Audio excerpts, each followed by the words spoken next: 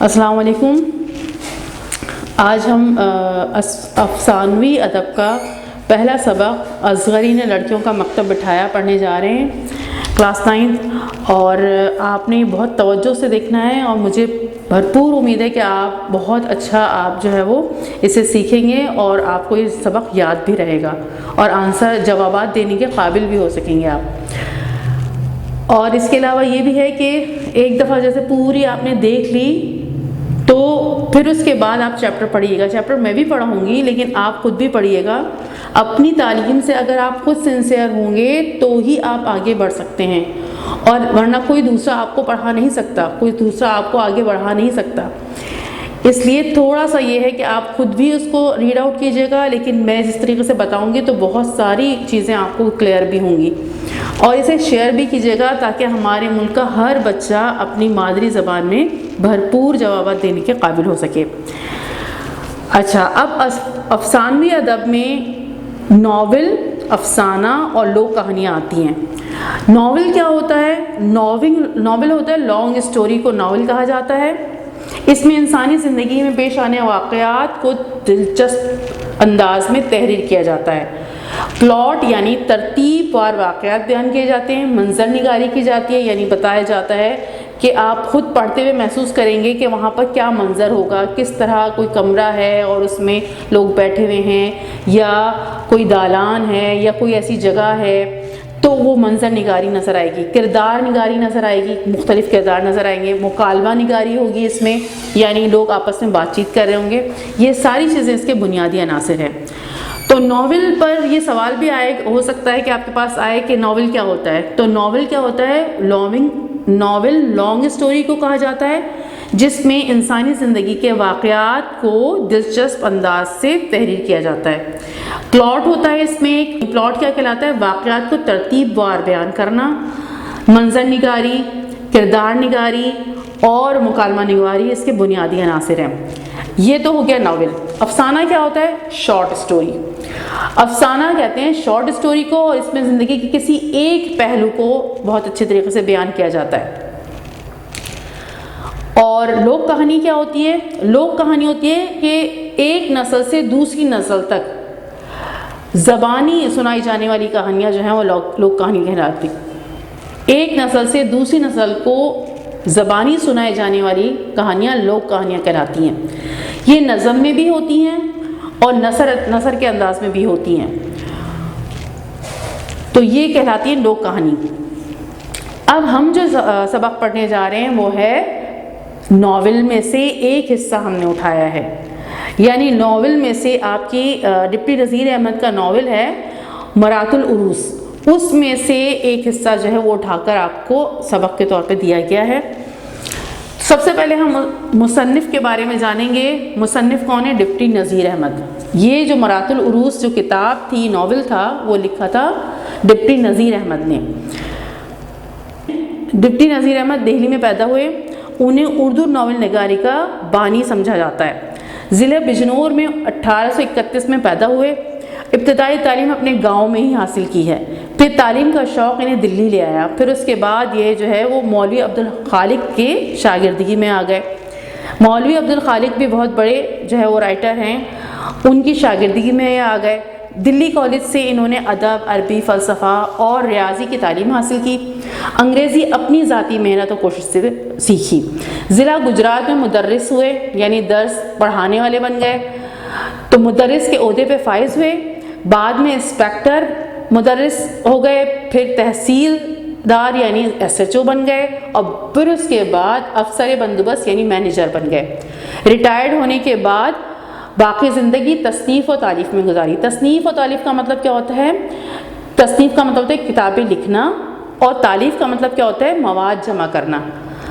तो सारी ज़िंदगी, फिर उसके बाद रिटायरमेंट के बाद इन्होंने इस काम में अपनी ज़िंदगी बसर की। 7 नावल लिखे हैं, जिनमें सबसे ज़्यादा जो काबिल ज़िक्र है और मशहूर हुए वो है मरातुल उरूस, तौबतुन नसूह, इब्नुल वक्त, बनातुन नाश। तो ये था मुख्तसर तारुफ। ये भी आपके पेपर में सवाल आता है कि मुसन्निफ़ के बारे में लिखिए। तो आप इतना लिख देंगे कि आप इसके लिए जो है ये जो मैंने अभी बताया है, अगर ये 1 से 2 मरतबा सुन लेंगे تو آپ کو یاد ہو جائے گا، اور اگر یہ لکھ کر آئیں گے تب بھی آپ کو مارکس مل جائیں گے۔ اس کے بعد ہے ہم دیکھیں گے مرکزی خیال۔ مرکزی خیال سے پہلے کیونکہ جب ہم مرکزی خیال لکھتے ہیں یا تشریحات لکھتے ہیں تو اس میں مختصر تعارف پھر بھی اس کے ساتھ بھی لکھا جاتا ہے، اور یہ جو ایک سوال ہے مختصر تعارف کا کہ ان کے بارے میں لکھیں، یہ ایک الگ کوشچن آتا ہے۔ تو تشریحات، جملوں کی تشریحات جب لکھ رہے ہیں آپ، اقتباس کی تشریحات لکھ رہے ہیں، نثر پاری کی تشریحات لکھ رہے ہیں، تو بھی آپ کو مصنف کا تعارف لکھنا ہوتا ہے۔ تو آپ اس میں لکھ سکتے ہیں کہ اصغری نے لڑکیوں کا مکتب بٹھایا کہ مصنف ڈپٹی نذیر احمد دہلوی ہیں، اور یہ انہیں اردو ناول نگاری کا بانی سمجھا جاتا ہے۔ ان کی تحریروں میں معاشرے کی اصلاح کا پہلو نمایاں نظر آتا ہے، اور مشہور تصانیف ان کی ہیں مرات العروس، توبۃ النسوء، ابن الوقت، بنات الناش۔ یہ آپ تمام اپنے نثر پاروں کی جو مختصر تعارف لکھیں گے مصنف کا، وہ اتنا سا 2-3 لائنیں کافی رہیں گی۔ اب اس کے بعد ہم دیکھتے ہیں اس کا مرکزی خیال کیا ہے۔ یعنی مرکزی خیال کیا ہوتا ہے کہ جس بات کو رائٹر نے اپنے دماغ میں رکھ کر وہ مٹیریل لکھا ہے اسے کہتے ہیں مرکزی خیال۔ تو کیا بات تھی ان کے دماغ میں، تو اس کو کس انداز سے آپ لکھیں گے جب مرکزی خیال لکھنے کو آپ کو کہا جائے گا؟ تو اصغری نے لڑکیوں کا مکتب بٹھایا ڈپٹی نذیر احمد کے ناول مرات العروس سے ماخوذ ہے۔ ماخوذ یعنی لیا گیا ہے۔ اس میں ڈپٹی نذیر احمد نے تمیزدار، سلیقہ مند، تعلیم کے زیور سے آراستہ لڑکی کو مثال بنا کر پیش کیا ہے۔ ایسی لڑکیاں میکے اور سسرال کیا بلکہ محلے اور ارد گرد کے تمام لوگوں کے لیے باعث رحمت اور عزت ہوتی ہیں۔ ایسی لڑکیوں کا اثر معاشرے پر جس طرح پڑتا ہے، اسے ڈپٹی نذیر احمد نے بہت خوبصورت اور زوردار انداز میں بیان کیا ہے۔ وہ کیا لکھتے ہیں؟ صورت دیکھنے سے آدمی بن جائے، پاس بیٹھنے سے انسانیت سیکھے، سایہ پڑ جانے سے سلیقہ سیکھے، ہوا لگ جانے سے ادب پکڑے۔ یعنی ایسی لڑکیوں کے پاس اگر آپ اپنے بچوں کو بھیجیں گے، یا ایسی لڑکیاں جس گھرانے میں بھی جائیں گی یا ان کے ساتھ جو بھی بیٹھے گا اور بات چیت کرے گا، تو اس کے اوپر اتنا بہترین اثر پڑے گا کہ انسان انسانیت سیکھنا شروع ہو جائے گا۔ یعنی کیونکہ انسان اگر انسانیت کے لیول سے گرتا ہے، دوسروں کی ہمدردی نہیں ہے، دوسروں سے تمیز تہذیب سے بات چیت نہیں ہے، تو ایک جانوروں والی زندگی ہے۔ ایسے لوگوں کے ساتھ اگر کوئی شخص رہے گا تو اتنی بہترین عادات و اطوار جو ہے وہ بنائے گا۔ تو آپ نے اس کا مرکزی خیال یہاں تک لکھنا ہے کہ صورت دیکھنے سے آدمی بن جائے، پاس بیٹھنے سے انسانیت سیکھے، سایہ پڑ جانے سے سلیقہ سیکھے، ہوا لگ جانے سے ادب پکڑے۔ یہ ہوگا آپ کا مرکزی خیال۔ اس سے پہلے کہ ہم اس سبق کو پڑھیں، تھوڑا سا خلاصہ میں آپ لوگوں کو بتا دیتی ہوں تاکہ ایک آپ کا مائنڈ بھی ایکٹیویٹ ہو جائے گا اور آپ کو سمجھ میں آ جائے گا کہ اصل میں سبق کس چیز کے بارے میں ہے۔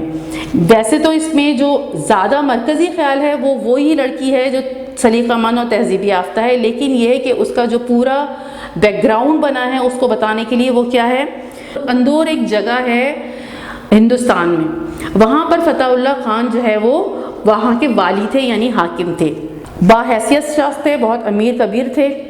ان کی 2 بیٹیاں تھیں، حسن آرا اور جمال آرا۔ جمال آرا کی شادی بہت اچھے خاندان میں ہو گئی تھی، حسن آرا کی نسبت طے ہو چکی تھی، یعنی بات پکی ہو چکی تھی۔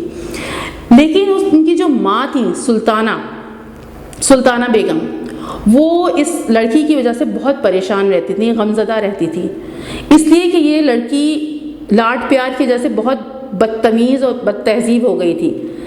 سلیقہ تو نام کا نہیں تھا، پھوڑ انتہائی تھی، ضدی بے انتہا تھی، تو اور ہر شخص یعنی گھر کے جتنے بھی نوکر ہیں یا جتنے بھی لوگ ہیں وہ سب اس سے پریشان رہتے تھے، یہاں تک کہ اپنے ماں باپ کا بھی ادب نہیں کرتی تھی۔ تو یہ اس کی وجہ سے بہت پریشان رہتی تھی کہ جب یہ شادی ہو کر جائے گی تو یہ اپنے گھر کو کیسے سنبھالے گی۔ سلطانہ کی بہن شاہ زمانی بیگم، انہوں نے مشورہ دیا کہ اسے کسی اچھی استانی اس کے پاس بٹھا دو تاکہ کچھ تمیز سیکھے، کچھ تہذیب سیکھے۔ تو انہوں نے یہ کہا کہ مجھے تو کچھ پتہ نہیں کہ کوئی اچھی استانی کہاں سے ملے گی، کون ہے؟ تو انہوں نے کہا آپ ہی کے محلے میں تو ایک رہتی ہے استانی۔ تو اس طرح انہوں نے جو ہے وہ آپس میں ایک دوسرے سے بات چیت کی، اور پھر اس کے بعد اس بچی کو جو حسن آرا ہے اسے پھر اصغری کے پاس بٹھایا تاکہ وہ ان سے کچھ تعلیم بھی سیکھے اور وہ سلیقہ اور طریقہ بھی سیکھے۔ تو یہ تھا اس سبق کا خلاصہ۔ آپ اس کو بھی ایک دو دفعہ سن لیں گے تو خلاصہ بھی آپ آرام سے جو ہے وہ اٹیمپٹ کر سکتے ہیں۔ اب ہم پڑھیں گے اس سبق کو پورا ڈیٹیل کے ساتھ۔ عسکری نے لڑکیوں کا مکتب بٹھایا۔ حکیم صاحب کے چھوٹے بھائی فتح اللہ خان بہت مدت تک والی اندور کی سرکار میں مختار کل رہے۔ مختار کل یعنی مالک کل رہے، یعنی اتنا بڑا عہدہ تھا کہ سارا کچھ انہی کے ہاتھ میں تھا، اور ہزاروں روپے کی املاک شہر میں خرید لی تھی۔ املاک کا مطلب ہوتا ہے جائیداد، ملکیت۔ بڑے شان سے رہتے تھے۔ ڈیوڑی پر سپاہیوں کا گارڈ، ڈیوڑی کہلاتی ہے مکان میں داخل ہونے والا جو لمبا بڑا کمرہ ہوتا ہے اسے ڈیوڑی کہتے ہیں۔ اور اس میں یہ بھی ہوتا ہے کہ مہمان جب آتے ہیں تو جو نامحرم ہیں، پہلے پرانے زمانے میں اس طرح ڈیوڑی بنی ہوئی ہوتی تھی، وہ وہیں نامحرم ٹھہر جاتے تھے اور باقی خواتین اندر چلی جاتی تھیں۔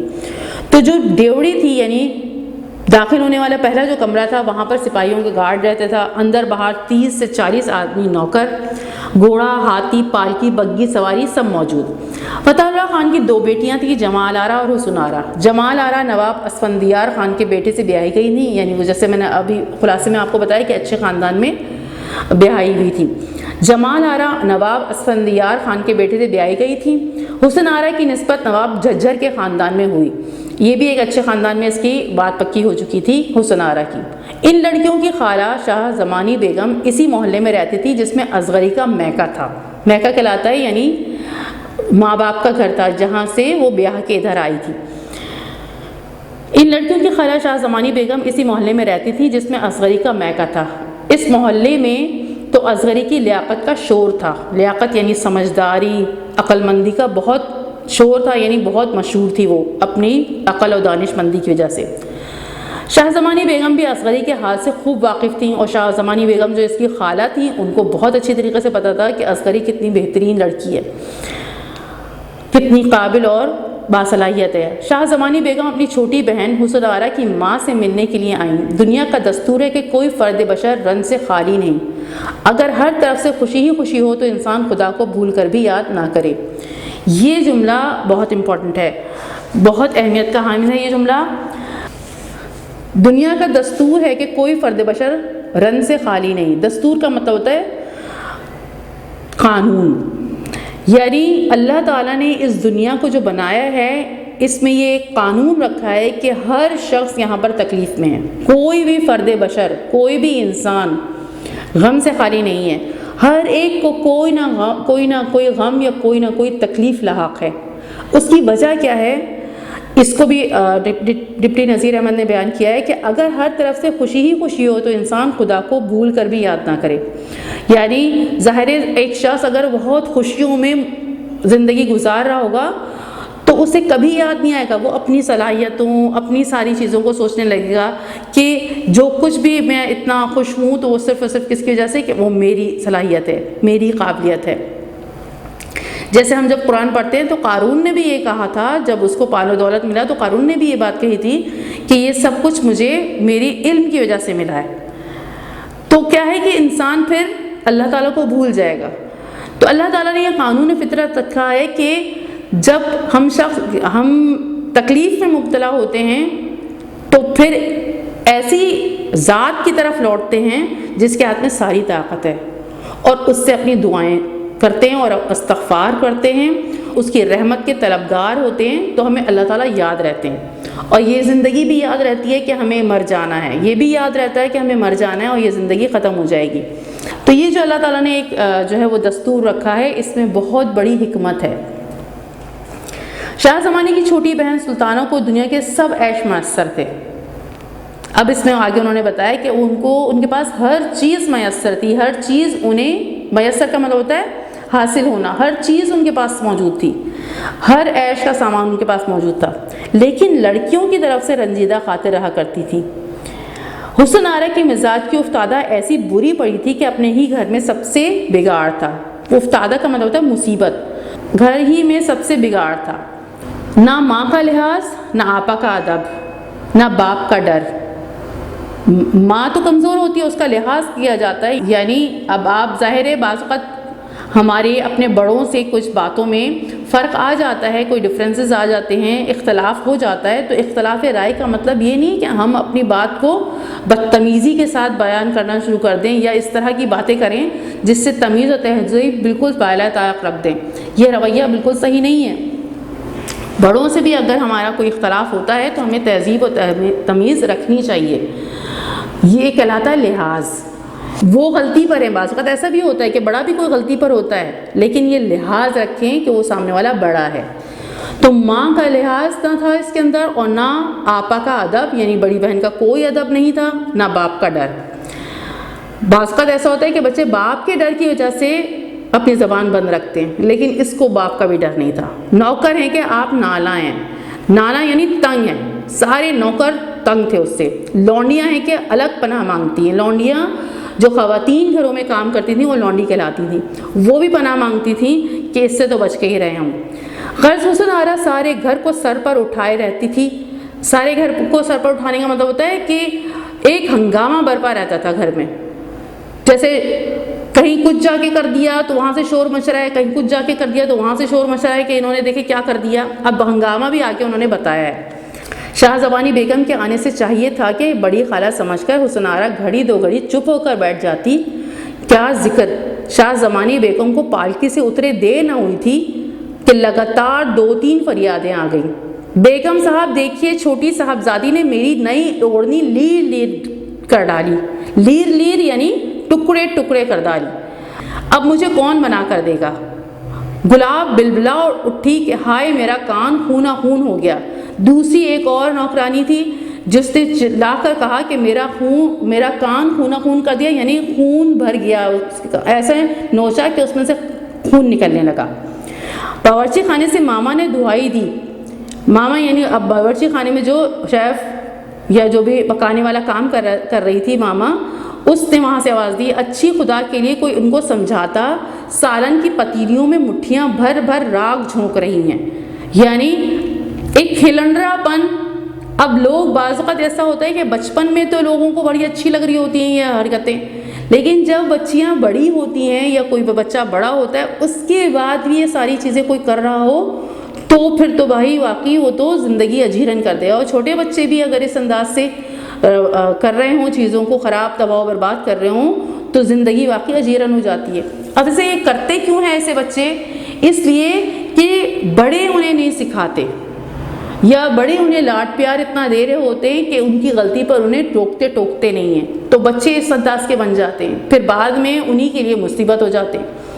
بعض اوقات بچوں کو برا تو لگتا ہے کہ جب انہیں ڈانٹ وغیرہ پڑ رہی ہوتی ہے کہ یہ کیا کر دیا، لیکن بچپن میں ہی یہ طور طریقہ سکھانا ضروری ہے. شیخ سعدی کہتے ہیں جو شخص بچپن میں تمیز نہیں سیکھتا وہ بڑے ہو کر بھی نہیں سیکھ سکتا. تو یہ تمیز اور تہذیب اور ادب بچپن سے سکھانا ضروری ہے. لیکن پھر بھی یہ ہے کہ کسی حد تک کسی ایسے شخص کے ساتھ اگر اسے رکھا جائے جو خود بہت زیادہ سلیقے مند ہے، تہذیبی یافتہ ہے، تو بھی کسی کے اندر تبدیلی آ سکتی ہے. اور یہ قرآن کی بھی آیت ہے، کونوا مع صادقین، سچوں کے ساتھ رہو، یعنی ایسے لوگوں کے ساتھ رہو جو سچائی پہ مبنی اپنی زندگی گزار رہے ہیں، تو لوگوں پر اس کا اثر ہوتا ہے. شاہ زمانی بیگم نے آواز دی، حسنہ یہاں آؤ.